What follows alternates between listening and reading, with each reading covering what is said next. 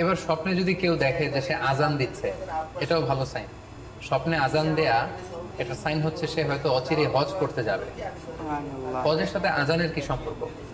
এর কারণ হচ্ছে সূরা হজ্জে আল্লাহ তাআলা সাইয়েদনা ইব্রাহিম আলাইহিস সালামকে যখন বলেছিলেন যে তুমি হজ শুরু করো, তখন তিনি বলেছিলেন, ইব্রাহিম তুমি আজান দাও, ওয়াআযযিন ফিন নাসি বিল হজ্জ ইয়াতুকা রিজালা ওয়া আলা কুল্লি দামিরি ইয়াতিনা মিন কুল্লি ফাজ্জিন আমিক।